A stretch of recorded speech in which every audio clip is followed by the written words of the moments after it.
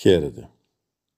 Σήμερα θα κάνουμε μια προσπάθεια να τοποθετήσουμε τα γεγονότα από την γέννηση μέχρι την ενηλικίωση του Ιησού, όπως αυτά καταγράφονται από τα δύο Ευαγγέλια, το Ευαγγέλιο του Ματθαίου και το Ευαγγέλιο του Λουκά. Και θα βάλουμε μια σειρά επιγραμματικά. Ας ξεκινήσουμε. Πρώτο σημείο είναι η επίσκεψη του αγγέλου στο Ζαχαρία. Αυτό αναφέρεται στο Ευαγγέλιο του Λουκά, στο κεφάλαιο 1 και στο χωρίο 1 έως και 23. Έπειτα είναι η σύλληψη σαν γεγονός της Ελισάβετ. Αυτό αναφέρεται στο Ευαγγέλιο του Λουκά, στο κεφάλαιο 1 και στο χωρίο 23 έως 24. Εκείνη την περίοδο να προσθέσουμε ότι πρέπει να έγινε ο αραβώνας του Ιωσήφ με της Μαρίας. Αυτό το βλέπουμε στο Ευαγγέλιο του Ματθαίου, στο κεφάλαιο 1 και στο χωρίο 18.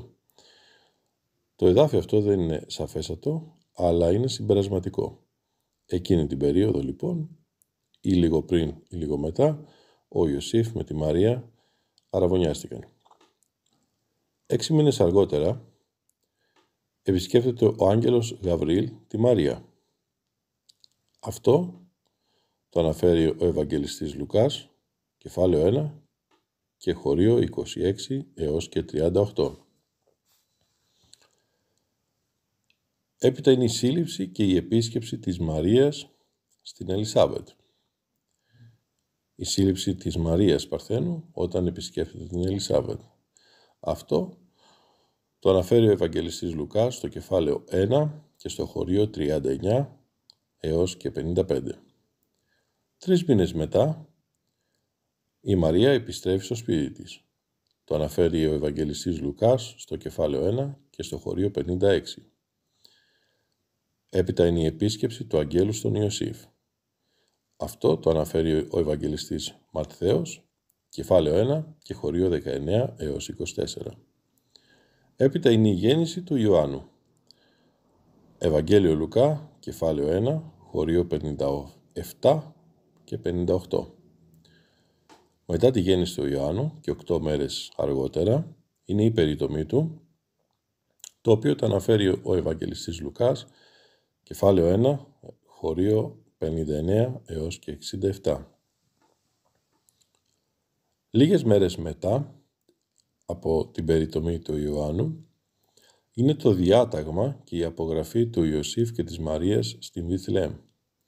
Αυτό το αναφέρει ο Ευαγγελιστής Λουκάς, κεφάλαιο 2 και χωρίο 1 έως 5.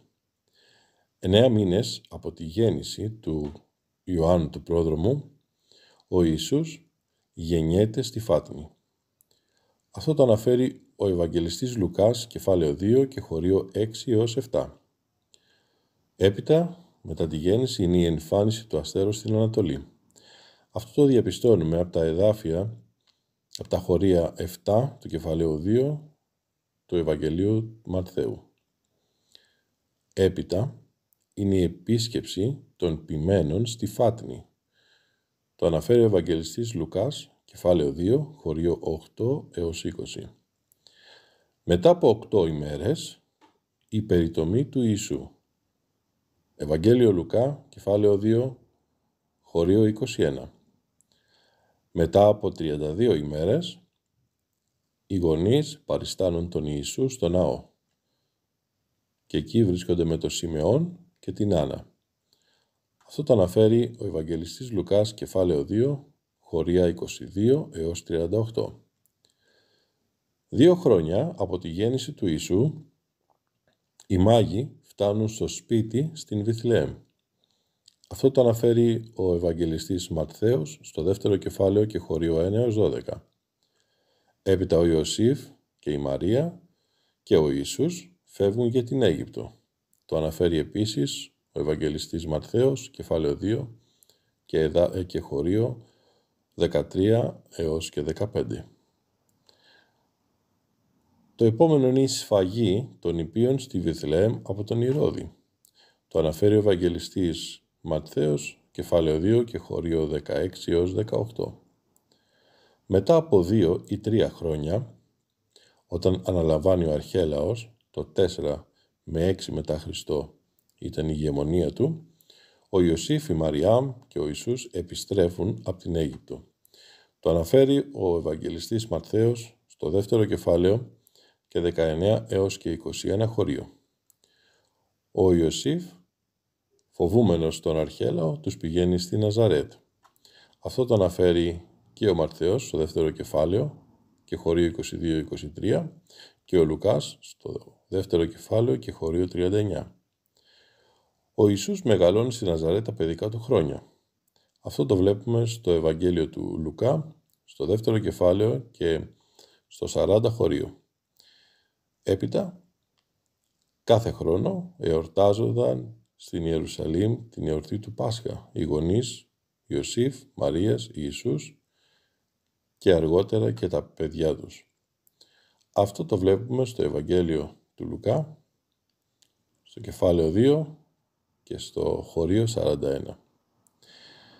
Έχουν περάσει 12 χρόνια από τη γέννηση του Ιησού και ο Ιησούς στο ιερό με τους διδασκάλους 12 ετών. Αυτό το αναφέρει ο Ευαγγελιστής Λουκάς στο δεύτερο κεφάλαιο 42 μέχρι και 51 χωρίο. Από τα 12 μέχρι τα 30, δηλαδή από έφηβος μέχρι ενήλικας, ο Ιησούς μεγαλώνει στη Ναζαρέτ. Αυτό το βλέπουμε από το Ευαγγέλιο του Λουκά, κεφάλαιο 2 και 52 χωρίο. Κάπως έτσι διαμορφώνεται η ζωή του Ιησού από τη γέννησή του έως του να βγει στη διακονία.